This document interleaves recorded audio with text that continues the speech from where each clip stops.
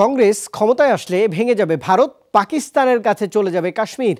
মহারাষ্ট্রে নির্বাচনী প্রচারণায় এমন মন্তব্যই করেছেন দেশের প্রধানমন্ত্রী নরেন্দ্র মোদী। এ সময় সন্ত্রাসবাদে মদদ দেওয়ার অভিযোগও আনেন কংগ্রেসের বিরুদ্ধে।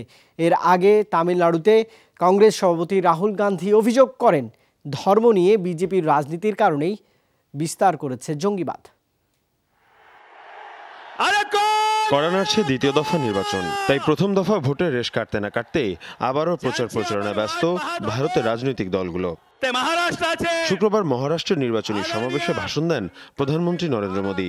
এ সময় কাশ্মীর ইস্যুতে কংগ্রেসের অবস্থানের সমালোচনা করে বলেন, কংগ্রেস ক্ষমতায় আসলে খণ্ড বিখণ্ড হয়ে যাবে ভারত। দলটির নীতির কারণে কাশ্মীর দখলে নেবে পাকিস্তান। কাশ্মীরে কোনো সেনা রাখবে না কংগ্রেস, দেয়া হবে পৃথক প্রধানমন্ত্রী। আপনারাই বলুন, এমন কি হতে পারে? এ ধরনের সিদ্ধান্ত আত্মঘাতী। এর ফলে ভারত থেকে পৃথক হয়ে যাবে কাশ্মীর, আর তা দখলে নেবে পাকিস্তান। ভারত জুড়ে সন্ত্রাসবাদ ছড়িয়ে দিয়ে এখন দেশকে খণ্ডবিখণ্ড করতে চায় কংগ্রেস। একদিন তামিলনাড়ুতে সমাবেশ করে কংগ্রেস। এ সময় দেয়া ভাষণে দলীয় সভাপতি রাহুল গান্ধী অভিযোগ করেন, বিজেপির ধর্ম নিয়ে রাজনীতির জন্যই ভারতে বিস্তার লাভ করেছে সন্ত্রাসবাদ।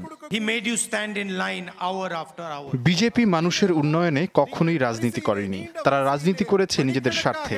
এ কারণেই তারা ধর্মকে ইস্যু করেছে বারবার, আর সে কারণেই ছড়িয়ে পড়েছে সন্ত্রাসবাদ। জঙ্গি হামলার দোহাই দিয়ে রাজনৈতিক সুযোগ নিতে চায় বিজেপি।